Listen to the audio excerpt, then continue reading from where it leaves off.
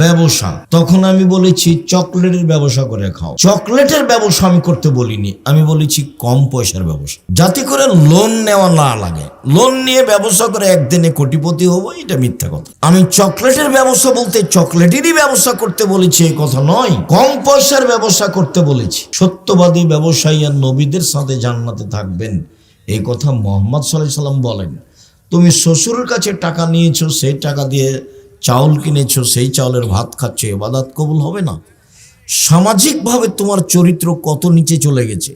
এদিকে তো তুমি পশু প্রাণী একবারে কুকুর শিলের মতো, হায়ানার মতো নির্বাচনের নাম দিয়ে দৌড়ে বেড়াচ্ছ। এদিকে শ্বশুরের টাকা নিয়েছো, ওদিকে মানুষের চাঁদা জোর করে আদায় করছো। বলছো যে ওরা খেয়েছে 16 বছর, আমরা কিছু খাবো না, এভাবে বলছো ভিক্ষা করে খাবা।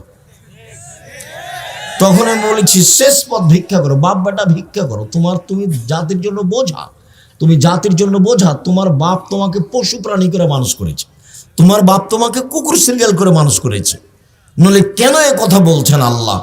বোঝে না ওরা, অন্তর আছে বোঝে না, দেখেও দেখে না ওরা, চক্ষু আছে দেখে না, শোনেও শোনে না ওরা, কান আছে শোনে না। উলাইকা কালা নাম, তারা পশু প্রাণীর মতো, তারা গরু ছাগলের মতো, তারা কুকুর শ্রীলের মতো, বালু মজাল বরং তার চেয়ে খারাপ। আল্লাহ বলছেন কুকুর শ্রীলের মতো। অবাক কথা। পয়সা এইভাবে ইনকাম করতে হবে কে বলেছে? মানুষের কাছ থেকে জোর করে টাকা আদায় করতে হবে, চাঁদাবাজি করতে হবে, এটা কে বলল? জুলুম করো না, রাহাজানি করো না, অন্যায় করো না, অবিচার করো না, মানুষকে অপমান করো না, ক্ষমতা দেখায় না, দলীয় দাপট দেখায় না। তোমার নেতার বয়স 45 মিনিট। যে যত বড় স্বৈরাচার জালেম, তার সময় তার চেয়ে কম। ফেরাউনের মাত্র 2-3 মিনিট সময়, এই যে ডুবলো, এই যে মরলো নাই। আদ সামুদ হাফ মিনিট 30 সেকেন্ড, আসলো ঝড় বিদ্যুৎ, তারপর নাই। আদ সামুদ সবচেয়ে শক্তিশালী জাতি, যারা জালেম। আল্লাহ বলছেন লাম ইউখলাক মিসলুহা ফিল বিলাদ, পৃথিবীর কোন মাটিতে আমি এত বড় জালেম, স্বৈরাচারী, স্বেচ্ছাচারী, বদ, ক্ষমতাধর, শক্তিশালী মানুষ সৃষ্টি করিনি। ওরা হলো আদ সামুদ। ওদের ধ্বংসের সময় ছিল হাফ মিনিট, 1 মিনিট। আর ফেরাউনের 2-3 মিনিট। এই যে ডুবলো, এই যে গেল, এ নেই। আর জুলুম করো না, তার সাক্ষী তুমি। মানুষকে মারো না, মানুষকে জেল হাজত দিও না, মানুষকে অপমান করো না, মানুষের জমি দখল করো না, মানুষের কাছ থেকে জোর করে টাকা আদায় করিও না, চাঁদাবাজি করো না, ভিক্ষা করে খাও, শ্বশুরের কাছে টাকা নিও, যৌতুক নিও না। এগুলো সব পথ হারাম। তোমার চরিত্র হায়ানার মতো, তোমার চরিত্র কুকুর শ্রেণীর মতো, তোমার চরিত্র সবচেয়ে নিম্ন শ্রেণীর, ইতর শ্রেণীর মানুষের মতো।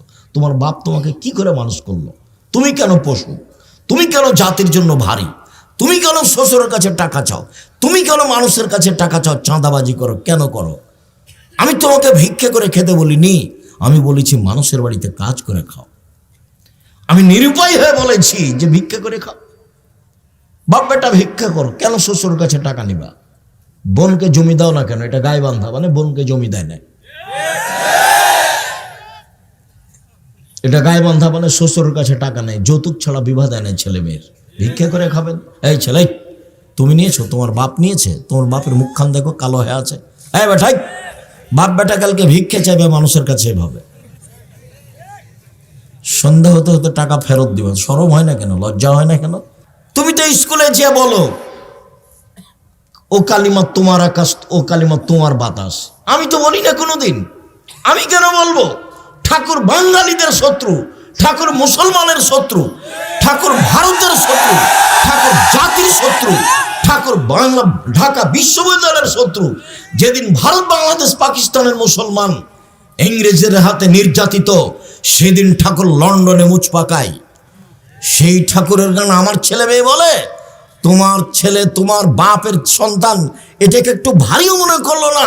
দিন রাত তুমি স্কুলে গিয়ে ঠাকুরের গান বলো। ঠাকুরের বাবার আকাশ কে বলেছে যে ঠাকুরের কালিমায়ের আকাশ? তোমার লজ্জা হয় না? তোমার শরম হয় না? তোমার বাপ কলেজের শিক্ষক, তোমার বাপ বিশ্ববিদ্যালয়ের শিক্ষক। কি বোঝাতে চাচ্ছ তুমি আমাকে? তোমাকে আর তোমার বাপকে যদি আমি মূর্খ প্রমাণ করতে না পারি, জাতির সামনে বক্তব্য দেবো না। 30 বছর থেকে বলছি, 30 বছর থেকে। আমি বলি না ঠাকুরের গান, আমার ছেলে মেয়ে বলে না ঠাকুরের গান, আমি ঠাকুরের গান বলি না, ঠাকুরকে আমি মানুষই মনে করি না। ঠাকুর তো একটা হিন্দু মানুষ, ও মুসলমানের শত্রু, ও জাতির শত্রু, ও বাঙালিদের শত্রু, ও ঢাকা বিশ্ববিদ্যালয়ের শত্রু, ও বাংলা ভাষার শত্রু, তাকে দাম দিতে হবে মানে? আমি বিবেক বেঁচে খেয়েছি। সম্মানিত দিনী ভাই বোন, কিভাবে আপনারা বলেন সেটা আমার বুঝে আসে না। আপনার ভিতরে কোনোদিন ছাড়াও দেখলাম না, এমনি তো দৌড়িয়ে বেড়াচ্ছ, মিছিল করছো, অমুকের চরিত্র ফুলের মতো। তুমি কয়দিন মিছিল করেছো? ঠাকুরের গান চলবে না? তোমাকে একটু খারাপ লাগে না কেন? কি করে তোমার ছেলে মেয়ে, তোমার ভাই বোন সকালে উঠে বলে ও কালিমা তোমার আকাশ, ও কালিমা তোমার বাতাস, কালিমার আকাশ কালিমার বাতাস, তোমার খারাপ লাগে না কেন? বাঙালিদের জন্মই শিরক, ওর ভিত্তি শিরক, ওর খাওয়া শিরক, ওর চলা শিরক, ওর শিক্ষা শিরক, ওর ঘুমিয়ে থাকা শিরক। একবারে শিরকের মধ্যে ডুবে আছে বাঙালি। ঠাকুর একে ডুবিয়েছে। আর ঠাকুর হলো প্রিয় মানুষ, এটা হয় কি করে? আমি কি দিয়ে বলতে পারি? কোনোদিন আমি বেগম রোকেয়াকে শিক্ষিতা মহিলা বলিনি, কোনোদিন বলিনি। হায়াতে দেহে শ্বাস থাকাকালীন বলবো না। কেন? বেগম রোকেয়া আপনি কেন চিনলেন না? ওই যে আপনাদের গাইবান্ধার ট্রেন স্টেশনের কথা, ঘটনা হয়তো বা আপনার পাটনায় হতে পারে।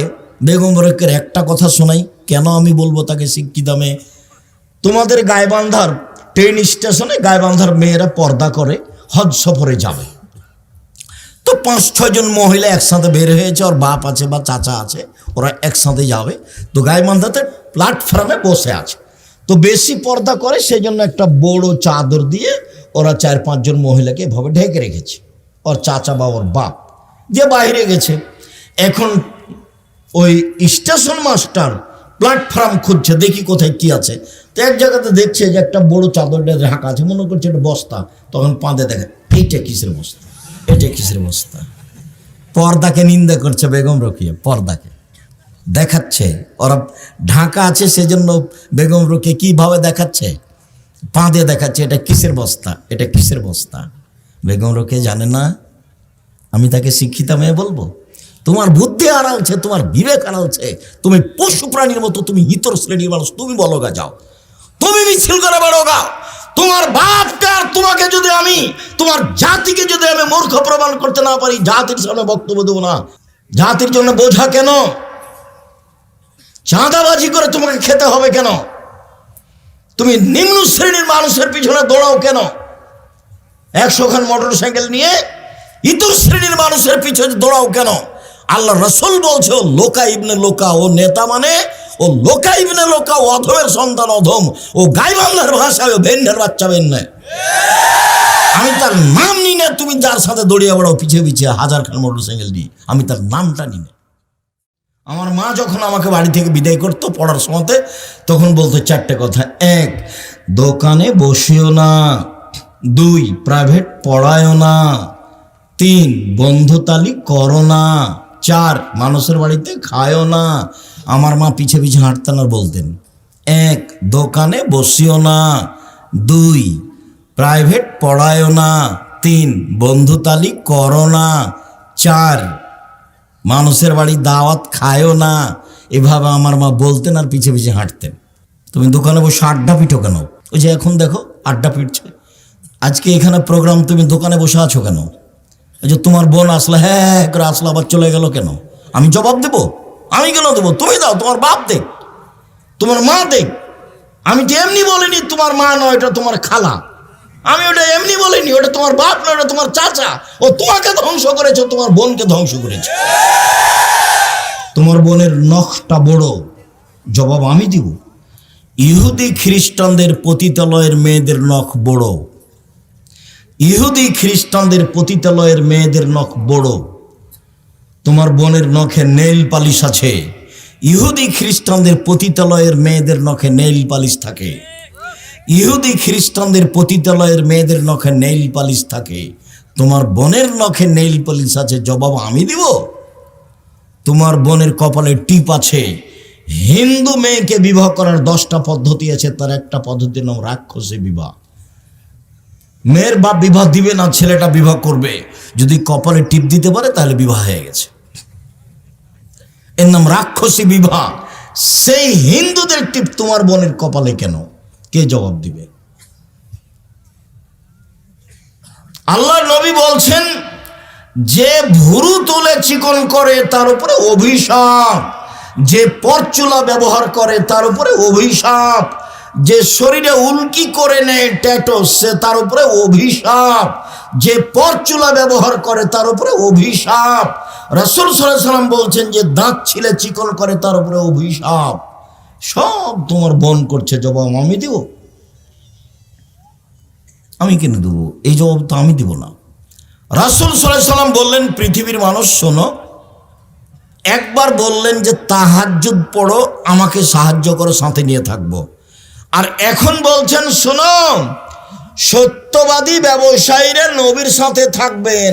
আবার বলছেন শোনো, কেউ যদি দুইজন মেয়ের লালন পালন করে, সেই পিতার আমি জান্নাতে একসাথে এভাবে থাকবো। দুইজন মেয়ের লালন পালন। তখন কি লালন পালন? তখন বলছেন, এক, আল্লামাহুন্না, মেয়েকে বিদ্যা শিখিয়ে দিল। দুই, আদ্দাবাহুন্না, শিষ্টাচার শিখিয়ে দিল। হ্যাঁ করে আসলে চলে গেল, এটা শিষ্টাচার? ওই যে গল্প করছে এখন, এটা শিষ্টাচার?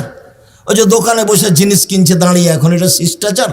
বলো, এটা ও বাপ, ওর বাপ বাপ নয়। এই জন্য বলছে, এই মেয়ে শোনো, এই মেয়ে, তোমার বাপকে চাচা বলিও। তোমার বাপকে আমি পশু প্রাণী মনে করি। হ্যাঁ, তোমার বাপকে আমি পশু প্রাণী মনে করি। কষ্ট নিও না, আমি তোমাকে কষ্ট দিতে আসিনি। তোমার বাপ আমার দিনী ভাই, তোমার মা আমার দিনী বোন, গায়েবান্ধা আমার শ্বশুর বাড়ি এলাকা, আত্মীয়তার অভাব নেই। কাজেই আমি কষ্ট দিতে আসিনি, আমি দুঃখিত। আপনার ছেলে মেয়ের জবাব আমি দিব না আপনি দিবেন? এটার কি উত্তর আপনার কাছে আছে? ছেলে মেয়ে জাতির জন্য বোঝা হলো কেন? মেয়ে এমন হলো কেন? কে জবাব দিবে? মা দিবে, ওর বাপ দিবে। আল্লাহ নবী বলছেন যে ওই বাপ আমার সাথে জান্নাতে থাকবে। কে? এক, মেয়েকে বিদ্যা শিখিয়ে দিল। দুই, শিষ্টাচার শিখিয়ে দিল। বলো তো, ওই ফ্যাশন বোরকা পরে ভ্যানিটি ব্যাগ হাতে করে চলে যাওয়া বাজারে, এটাই কি শিষ্টাচার? কি দুলা ভাইয়ের সাথে এসেছে, আর এটা তো গায়েবান্ধা, আপনারা হিসেবে একটু কম বদনাম করিয়েন। আচ্ছা ঠিক আছে, কমই করছি। জামাই এসেছে তো শাশুড়ি বলছে যুবতী মেয়েকে, তোর দুলা ভাইকে চা দিয়াই, পানি দিয়াই, পান দিয়াই, খাবার দিয়াই। তো একটা তো বিবাহ সূত্র দিয়েছেন, আর একটা এমনি ফাও দিলেন কেন? এটা তো কোলে করে নিয়ে বসে আছে। আপনি শ্বশুর, এটা চোখে পড়ে না? আপনি শাশুড়ি, এটা চোখে পড়ে না? কেন পড়ে না এটা চোখে? জামাই বাড়িতে এসেছে, খাবার দিবেন আপনি, ভাত দিবেন আপনি, পানি দিবেন আপনি, সব কিছু করবেন আপনি। তো আপনি আপনার মেয়েকে পাঠালেন কেন? কেন পাঠালেন? এর জবাব আমাকে দিতে হবে না তোমার বাপ দিবে? দেও, বলো দেখি। তোমার বাপ তো একটা মেয়ে বিবাহ সূত্রে দিয়েছে, আর একটা ফাও দিল কেন? তুমি এখন বলো যে একে বাপ বলবে না, একে চাচা বলবা। বাপ তো মানে জিম্মেদার। এক, মেয়েকে বিদ্যা শিখিয়ে দিল। দুই, মেয়েকে শিষ্টাচার শিখিয়ে দিল। তিন, মেয়ের বিবাহ শাদী দিয়ে দিল। চার, মেয়ের সাথে ভালো আচরণ করলো। ওই বাপ আর আমি মুহাম্মদ সাল্লাল্লাহু আলাইহি ওয়াসাল্লাম জান্নাতে একসাথে এভাবে থাকবো। দুঃখিত সম্মানিত দিনী ভাই বোন, কি করতে পারি? অবস্থা দেখলে খুব কষ্ট হয়, চাল চলন দেখলে খুব কষ্ট হয়। সব জিম্মেদারি বাপ মায়ের উপরে চাপানো হয়েছে। কিছু কিছু হাদিস একটানা বাপের উপরে, কিছু কিছু হাদিস একটানা মায়ের উপরে, কিছু কিছু হাদিস বাপ মা উভয়ের উপরে। দুইজনকে পাশাপাশি আল্লাহ রাসূল রেখেছেন। একবার বলছেন যে কুল্লু মাউলুদিন ইউলাদ আলাল ফিতরা, প্রত্যেকটা ছেলে মেয়ে ইসলামী ধারণ ক্ষমতা নিয়ে জন্মগ্রহণ করে। প্রত্যেকটা প্রত্যেকটা মেয়ে ইসলামী পোশাক পরতে পারবে, এই ক্ষমতা তার ভিতরে আছে। প্রত্যেকটা ছেলে দাড়ি ছেড়ে দিতে পারবে, এই ক্ষমতা তার ভিতরে আছে। প্রত্যেকটা ছেলে প্যান্টটা টাকনোর উপরে রাখতে পারবে, এই ক্ষমতা তার ভিতরে আছে। কিন্তু টাকনোর নিচে রাখলো কেন? দাড়ি চাঁচলো কেন? নগ্ন ল্যাংটা পোশাক মেয়েটা পরলো কেন? তখন আল্লাহ রসুল বলছেন যে ওর বাপ মা ওকে পরিয়েছে। আমি কি করতে পারি? এবারে হুবাহু আল্লাহ রসুল বলছেন ফাবুহু ইউহাবেদানিহি, তার বাপ মা তাকে ইহুদি করেছে, ওয়ায়ুনাসসারানিহি, তার বাপ মা তাকে খ্রিস্টান করেছে, ইমাজ্জেসানিহি, তার বাপ মা তাকে আগুন পূজক করেছে। বাপ মা যেভাবে ছেলে মেয়েকে গড়ে তুলেছে, ছেলে মেয়ে সেভাবে গড়ে উঠেছে। এই হাদিসের সারমর্ম কথা বলা আছে চাঁপাইনবাবগঞ্জের ভাষায়, সঙ্গদোষে লোহা ভাসে। লোহা তো পানিতে ছেড়ে দিলে ভাসবে, কাঠের সাথে লাগালে ভাসবে। কাঠের সাথে লাগিয়ে দেন লোহা, এবার লোহা কি হবে? ভাসবে। সঙ্গদোষে লোহা ভাসে, এ হাদিসের তরজমা আল্লাহ রাসূল বলেছেন। মানে বাপ মাকে একসাথে বললেন যে তুমি তো তোমার ছেলে মেয়েকে ইহুদি করেছো, খ্রিস্টান করেছো, আগুন পূজক করেছো। ছেলে মেয়েকে যেইভাবে তোমরা দুইজন গড়ে তুলেছ সেভাবে গড়ে উঠেছে।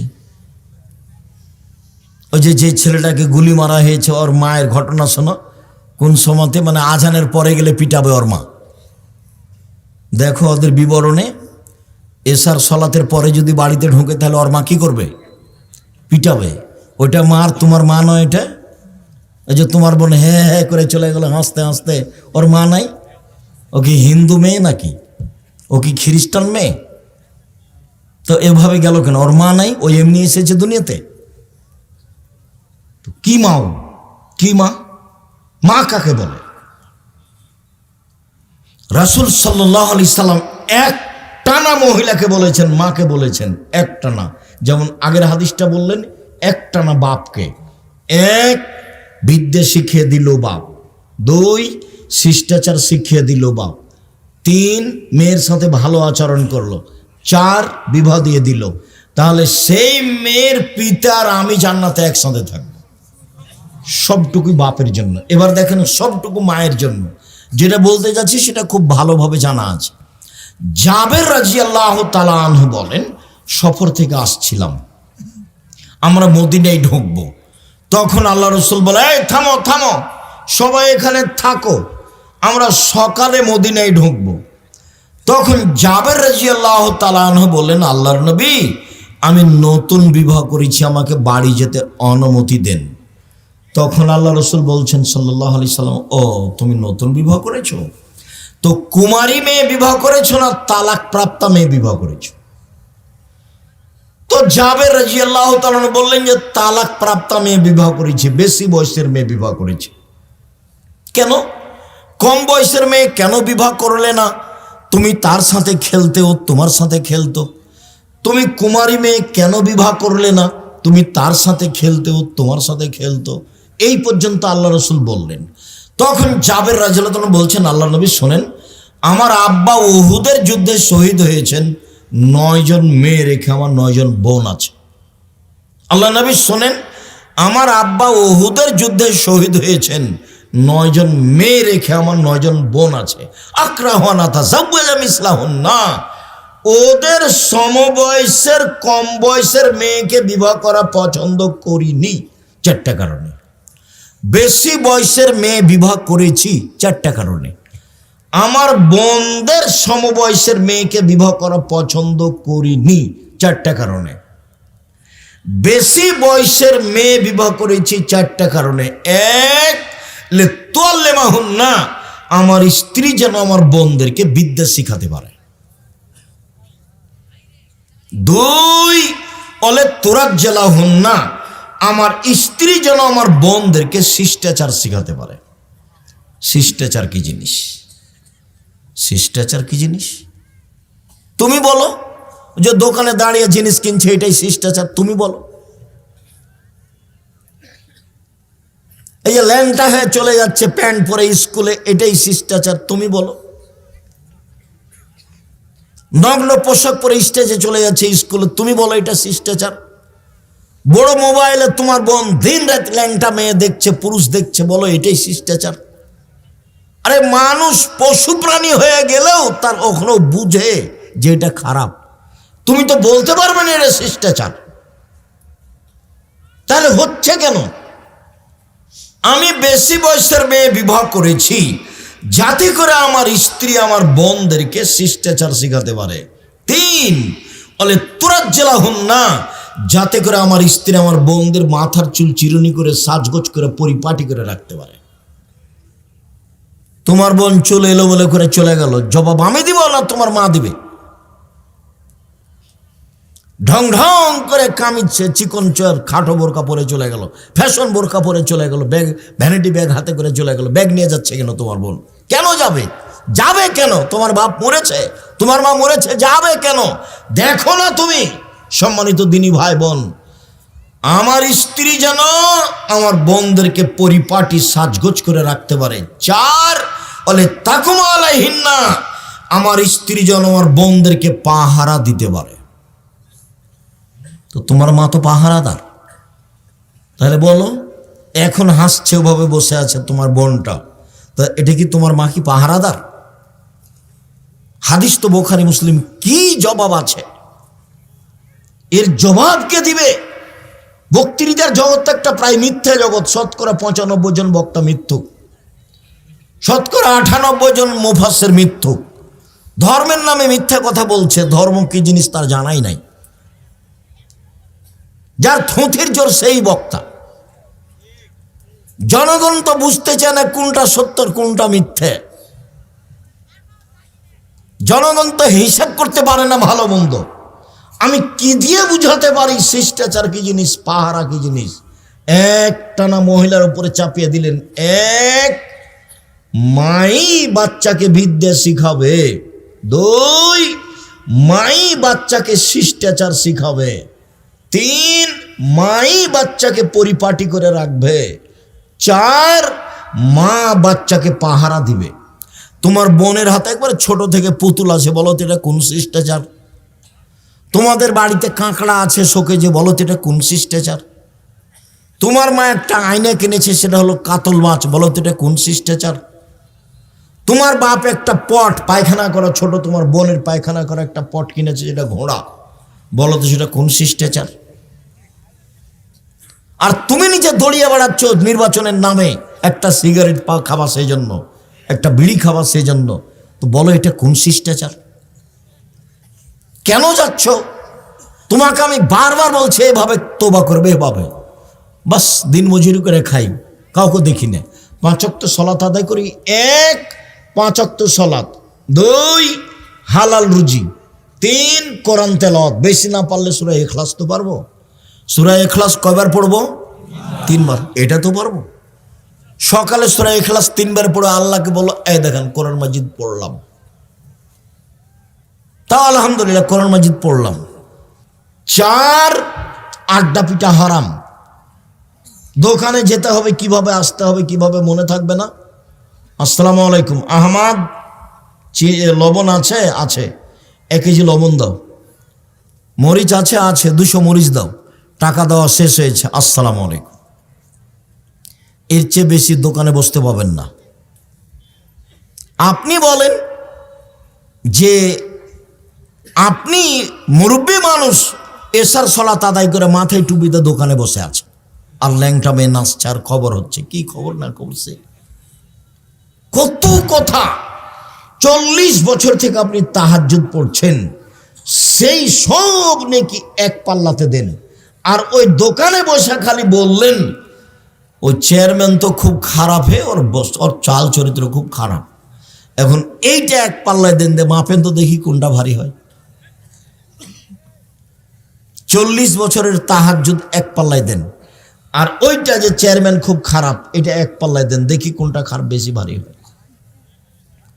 সুদ মহাপাপ, এটাই ঠিক। সুদ মহাপাপ, এটাই ঠিক।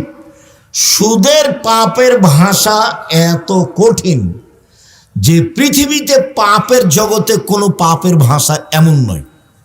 সুদের চেয়ে বড় পাপ আছে, কিন্তু ভাষা এমন নয়। ভাষাটা আগে বলি। রাসূল সাল্লাল্লাহু আলাইহি সাল্লাম বলছেন, মায়াকুল দিরহাম রিবাহ ইয়ালাম আসাদ্দু মিন সিত্তাতি ওয়া সালাসিনা জিনিয়া। কেউ যদি জেনে শুনে 1 টাকা সুদ খায়, 36 বার জেনা করে যত পাপ হবে, 1 টাকা সুদ খেলে তার চেয়ে বেশি পাপ। আবার বলি, রাসূল সাল্লাল্লাহু আলাইহি সাল্লাম বলছেন, আর রিবা সাবুনা জুজান, সুদের পাপের 70টি ভাগ রয়েছে। ছোট ভাগ হলো মার সাথে জেনা করলে যেমন পাপ হয়। শুনুন, এই ছেলে বসো, একটু থামো।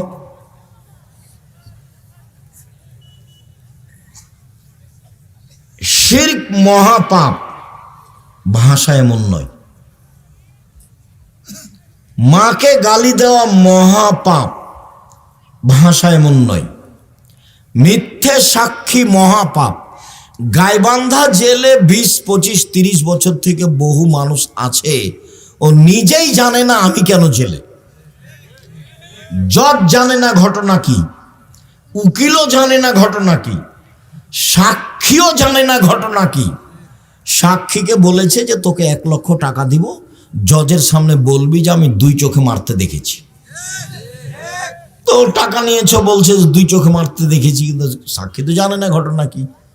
তাহলে জজও জানে না ঘটনা কি, উকিলও জানে না ঘটনা কি, সাক্ষীও জানে না ঘটনা কি, যে জেলে আছে সেও জানে না ব্যাপারটা কি, আমি কেন জেলে। গন্ডগোলের দিন তো আমি ছিলাম না, ও গেছে দলীয় দাপটে জেলে গেছে। কি ক্ষমতায় গেছে? দলীয়। তোমার স্বভাবের কারণে গেছে। তোমার স্বভাবকে আমি ঘৃণা করি, ফু। তোমার স্বভাবকে আমি ঘৃণা করি, ফু। তোমার স্বভাবকে আমি ঘৃণা করি। সহজ পথে আসে, বাঁচার 3টে পথ, জাহান্নাম থেকে বাঁচার 3টে পথ। 1, মুখ বন্ধ রেখো, বাস জান্নাত হবে। 2, জরুরি প্রয়োজন ছাড়া বাড়ির বাইরে যাব না। মিছিল তো বহু দূরের কথা, শীতের দিনে পিছে পিছে দুড়িয়া বেড়া তো বহু দূরের কথা। জরুরি প্রয়োজন ছাড়া বাড়ির বাইরে যাবা না, বাস জান্নাত হবে। 3, পাপের জন্য কাঁদো, জান্নাত হবে। রাসূল সাল্লাল্লাহু আলাইহি সাল্লাম বললেন, পৃথিবীর মানুষ শোনো, তোমাদের কি হবে, যুগের কি হবে। তোমাদের কি হবে, যুগের কি হবে। সমাজের মানুষ যখন আগাছা হবে, তখন তোমাদের কি হবে, যুগের কি হবে। সমাজের মানুষ যখন আগাছা হবে, তখন তোমাদের কি হবে, যুগের কি হবে। তো সাহাবীগণ বলেন তাহলে কি করতে হবে।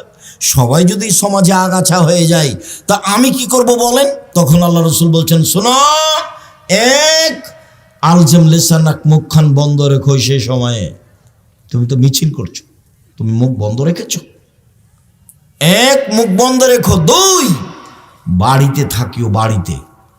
3, যেটা ভালো সেটা নিবা, যেটা খারাপ সেটা ছেড়ে দিবা। এই পর্যন্ত বলতেই সাহাবীগণ বলে উঠলেন, ঠিক আছে আল্লাহর নবী, বুঝলাম, আমি বাড়িতে থাকবো, কিন্তু প্রতিপক্ষ যদি আমাকে এসে বাড়িতে মারে।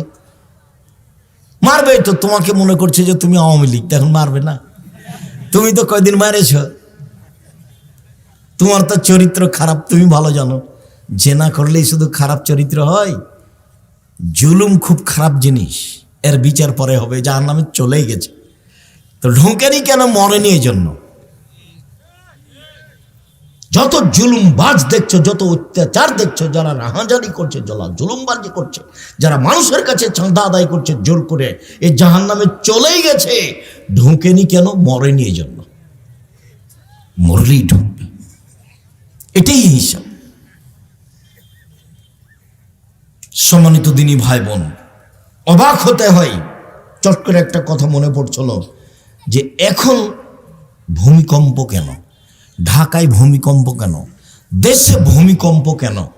3টা কারণে ভূমিকম্প হয়, 3টা কারণে। 1, এই যে সারেবুল খমরা, যখন মানুষ নেশাদার দ্রব্য পান করবে, তখন যখন মানুষ নেশাদার দ্রব্য পান করবে, প্রায় মানুষই সিগারেট খায়, প্রায় মানুষই বিড়ি খায়, প্রায় মানুষই মদ খায়, প্রায় মানুষই গাঁজা খায়, প্রায় মানুষই হিরোইন খায়। যখন মানুষ নেশাদার দ্রব্য পান করবে, তখন ভূমিকম্প হবে। 2, জাহারাতিল কায়নাত, মেয়েরা যখন নাচবে, সব দোকানে মেয়ে নাচে, সব মোবাইলে মেয়ে নাচে, সব বাড়িতে মেয়ে নাচে, তো ভূমিকম্প তো হবেই, ভূমিকম্প তো হবেই। সব মোবাইলে মেয়ে নাচে, প্রায় সব মোবাইলেই। সব দোকানে মেয়ে নাচে, সব বাড়িতে মেয়ে নাচে। আল্লাহ রাসূল বলছেন মেয়েরা নাচলে ভূমিকম্প হবেই। স্কুল তো চলে না মেয়ে নাচানো ছাড়া, হেডমাস্টারই চলে না ঢোল ঢাক ছাড়া, মেয়ে নাচানো ছাড়া। আর তোমার বাপ মায়ের চলে না জন্মদিবস ছাড়া। জন্মদিবস সেরেক, মৃত্যু দিবস সেরেক, 16 ডিসেম্বর সেরেক, 26 মার্চ সেরেক, 21শে ফেব্রুয়ারি সেরেক, পৃথিবীর যে কোনো দিন পালন করা সেরেক। গলায় তাবিজ ঝুলানো সেরেক, মাদুলি ঝুলানো সেরেক, তুলসী গাছ তুলে ফেলা যাবে না এই কথা বলা সেরেক, গরুকে লাথি মারা যাবে না এই কথা বলা সেরেক, ধানের উপর দিয়ে জুতা পায়ে দিয়ে হাঁটা যাবে না এই কথা বলা সেরেক, কবরে সিজদা করা সেরেক, কবরে কিছু চাওয়া সেরেক, পীরের কাছে কিছু কথা বলা সেরেক।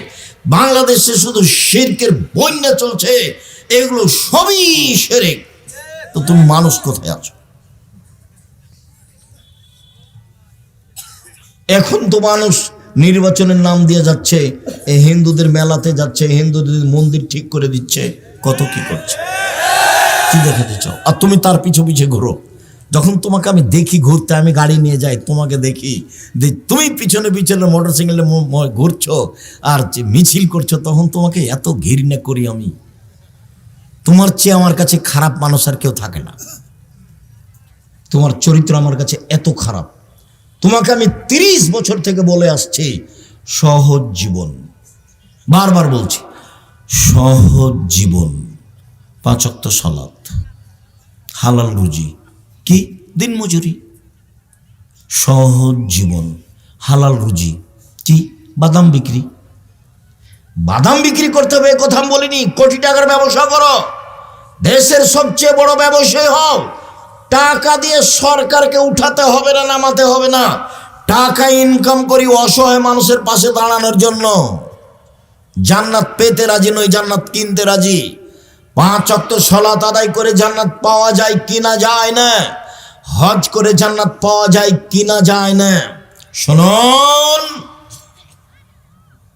রমজান মাসে রোজা সিয়াম থেকে জান্নাত পাওয়া যায়, জান্নাত কিনা যায় না। অসহায় মানুষকে দান করলে জান্নাত কিনা যায়, দান দিয়ে জান্নাত কিনা যায়। আল্লাহ বলছেন তোমার টাকার বিনিময়ে আর তোমার জানের বিনিময়ে আমি জান্নাত বিক্রি করে দিলাম। তো টাকাই নাই, তো তুমি জান্নাত কিনবা কিভাবে? আমি বড় ব্যবসা করি, এই জন্য জান্নাত কেনার জন্য আমি জান্নাত পেতে রাজি নই, আমি জান্নাত কিনতে রাজি। ব্যবসা করো, আমি তো নিচে নেমেছি চক্রের ব্যবসায়। 3, যারা বাদ্যযন্ত্রে লিপ্ত থাকে, যখন বাদ্যযন্ত্র সমাজে বেড়ে যাবে তখন ভূমিকম্প হবে।